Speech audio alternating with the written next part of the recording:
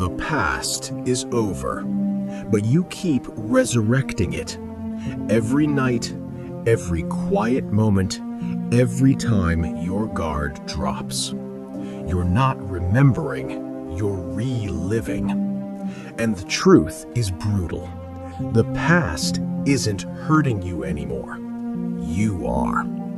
Listen carefully. Replaying the past is not nostalgia. It's not reflection. It's not healing. It's mental self-harm disguised as thinking. You replay conversations you can't change, moments you wish you handled differently, people you should have left sooner, words you should have said louder. And every replay costs you energy you don't get back. The past already took enough from you, but you keep paying it rent in your mind. Why? Because your brain prefers familiar pain over unfamiliar progress. That's the part nobody wants to admit. Replaying the past gives you the illusion of control. It feels productive, it feels deep, but it does nothing. You don't replay because you're weak. You replay because you're stuck. Stuck between who you were and who you're afraid to become. Let me say this cold.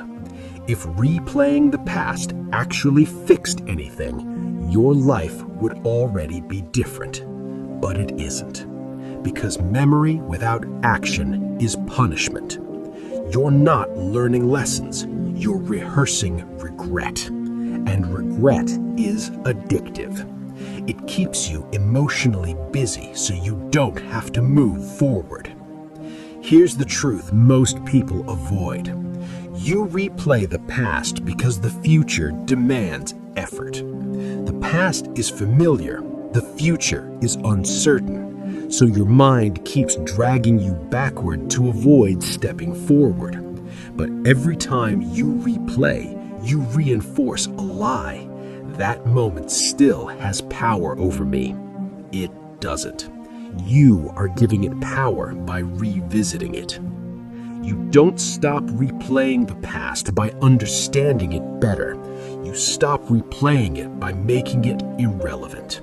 And irrelevance only comes from replacement.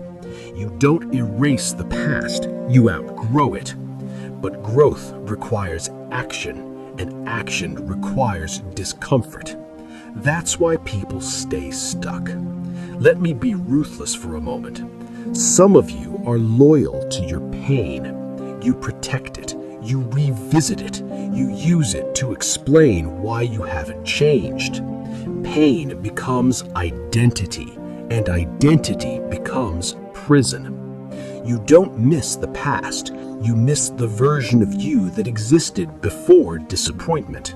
You miss hope before reality hit. But replaying won't bring that back. The past is done teaching you.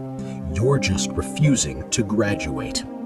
Here's the cold method to stop replaying. Interrupt, replace, repeat. First, interrupt the loop. The moment your mind goes there, don't argue with it, don't analyze it. Say internally, not useful, and stop. Second, replace immediately with action, not thinking, movement. Stand up, walk, write, train, clean, work. Your mind cannot replay when your body is engaged. Third, repeat this every time. No emotion, no drama. Consistency kills obsession. Most people fail here because they wait for the urge to pass. It won't. Urges don't disappear, they get overwritten. Replaying the past is a habit. Habits don't die from awareness, they die from replacement. Another hard truth. You replay the past because you don't respect your present. If your present demanded focus, the past wouldn't be so loud. That's why busy, disciplined people don't dwell. They don't have time to. Your mind replays because it's underused. Structure starves rumination. This isn't about healing emotions, it's about controlling behavior. Control behavior long enough, and emotions fall in line. The past only wins when you sit still. Movement breaks memory. And here's something uncomfortable. Some memories hurt because you keep imagining how things should have been, but reality doesn't owe you a better ending. It owes you a lesson. And once the lesson is learned, replaying becomes disrespect to yourself. You can acknowledge the past once, twice. After that, it's indulgence. You're not honoring your pain, you're extending it. Let me say this clearly. Nothing changes until your daily routine changes. New routine means new mental soundtrack. Same routine means same memories. The brain associates environments with memories. Change environment, change behavior, change inputs. If you sit in the same room, scroll the same phone, avoid the same responsibilities, your mind will replay the same scenes. That's not trauma, that's conditioning. Break conditioning with discipline, not emotion. And listen, stopping replaying doesn't mean forgetting. It means deciding this moment no longer deserves my energy. You don't need closure, you need direction. You don't need to forgive everyone, you need to move.